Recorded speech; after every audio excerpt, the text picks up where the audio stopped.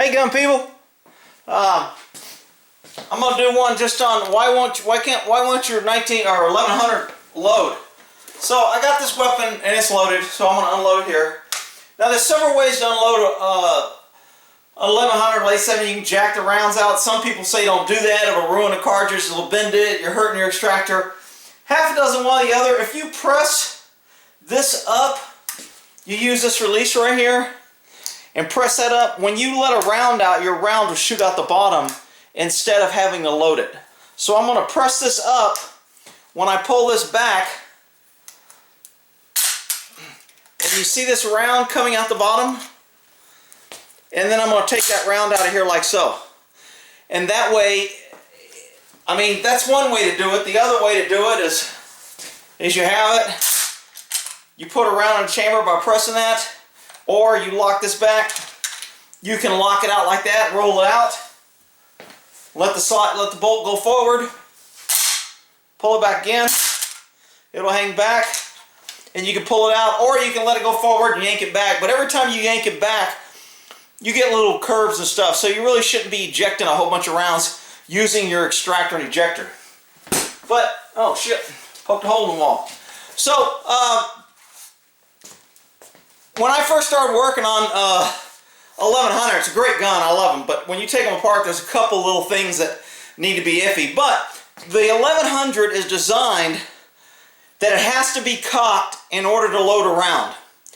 So right now, because this bolt is back, it has cocked the hammer back.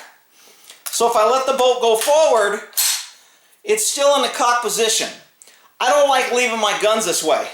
So make sure it's empty and then squeeze the trigger. I should point it in a safe direction, but I'm in the room, so I'm leaving right here. So squeeze the trigger, nothing in there. Now that's let the hammer go forward.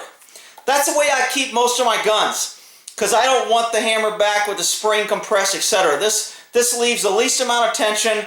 There's not a round in the chamber. I've got to put a round in the chamber, and that's just how I keep my 1100 before. I've got other guns with rounds in the chamber, etc. But for my rifles, like I said, normally I have to rack around.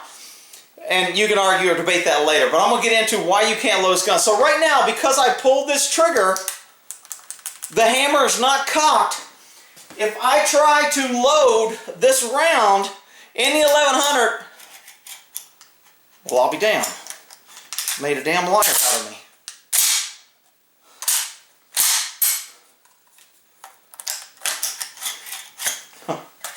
Oh, there it is, it's sticking. So you feel this tension right here, it won't go in, it's sticking. A lot of times I'll even get to this point and I can't push the round in. It will not take a round. And now if I shove it in here, it's catching on something and it won't go in. And that's because the 1100 designed to be locked, the hammer has to be locked to the rear. Now if I let the bolt go forward, I didn't pull the trigger, it's cocked. Now I can load rounds easily and they'll go right in. Now I'm going to do a video right after this on, I'm adding a magazine extension on here in case somebody, I mean they're pretty simple, but I'll do one anyway.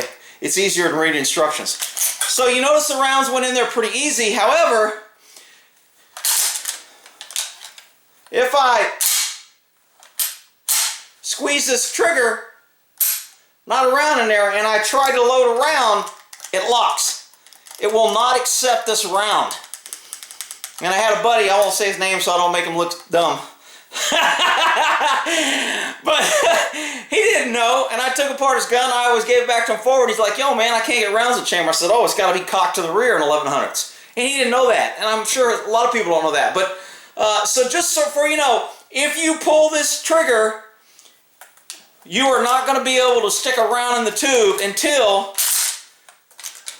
you lock that trigger back, release this, and now it will allow you to shove your rounds in.